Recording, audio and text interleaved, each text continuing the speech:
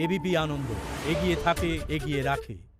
60 वर्ष की आयु के बाद 3,000 रुपये मासिक पेंशन, ये सुरक्षा कवच भी आज किसान के पास है।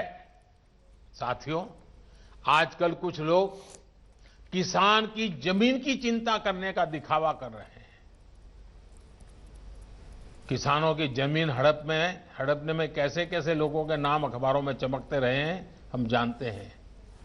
ये लोग तब कहां थे जब मालिकाना दस्तावेज के अभाव में किसानों के घर और जमीन पर अवैध कब्जे हो जाते थे। गांव के छोटे और सीमांत किसानों को, खेत मजदूरों को इस अधिकार से इतने सालों तक वंचित किसने रखा? इसका जवाब इन लोगों के पास नहीं है। गांव में रहने वाले हमारे भाई बहनों के लिए ये काम आज हो रहा है। अब गांव में किसानों को उनके मकान का, जमीन का नक्शा और कानूनी दस्तावेज दिया जा रहा है। टेक्नोलॉजी की मदद से स्वामित्व योजना के बाद अब गांव के किसान को भी जमीन और घर के नाम पर बैंक से कर्ज मिलना आसान हुआ है। साथियों, बदलते समय के साथ अपनी अप्रोच का विस्तार करना भी उतना ही जरूरी है। हमें 21वीं सदी में भारत की इस कृषि को आधुनिक बनाना ही होगा और इसी का बीड़ा देश के करोड़ों किसानों ने भी उठाया है और सरकार भी उनके साथ कंधे से कंधा मिला करके आगे बढ़ने के लिए कृत संकल्प है। आज हर किसान को यह पता है कि उसकी उपज का सबसे अच्छा दाम कहां मिल सकता है।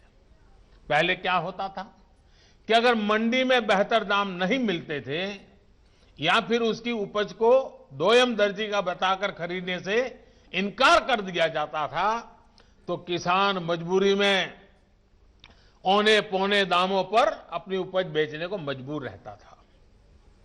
इन कृषि सुधारों के जरिए हमने किसानों को बेहतर विकल्प दिए हैं। इन कानूनों के बाद आप जहां चाहे, जिसे चाहे अपनी उपज बेच सकते हैं। मेरे किसान भाइयों बहनों, मेरे इन शब्दों को आप ध्यान से सुनिए। मैं फिर से कह रहा हूं कि आप अपनी फसल को जहां चाहे आप निर्णय करके बेच सकते हैं। आपको जहां सही दाम मिले आप वहां पर उपज बेच सकते हैं। आप न्यूनतम समर्थन मूल्य यानी एमएसपी पर अपनी उपज बेचना चाहते हैं, आप उसे बेच सकते हैं। आप मंडी में अपनी उपज बेचना चाहते हैं, आप बेच सकते हैं। आप अपनी उपज का निर्यात करना चाहते हैं, आप निर्यात कर सकते हैं। आप उसे व्यापारी को बेचना चाहते हैं, आप बेच सकते हैं। आप अपनी उपज दूसरे राज्य में बेचना चाहते हैं, आप बेच सकते हैं।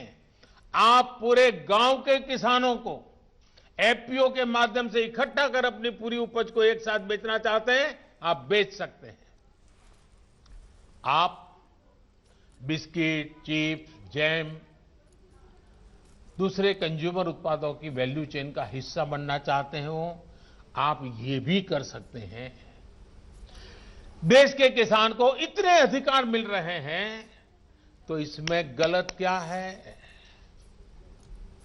इसमें गलत क्या है कि अगर किसानों को अपनी उपज बेचने का विकल्प ऑनलाइन माध्यम से पूरे साल और कहीं भी मिल रहा है।